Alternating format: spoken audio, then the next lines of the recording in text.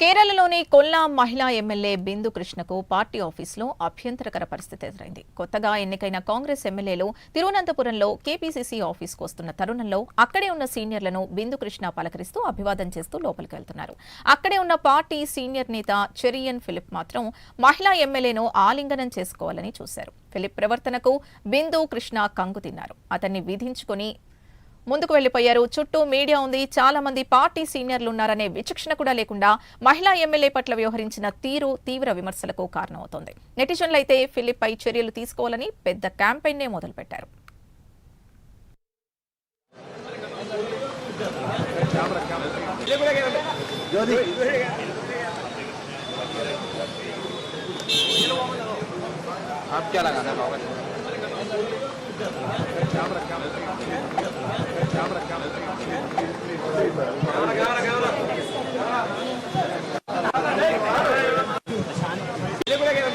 Jodi.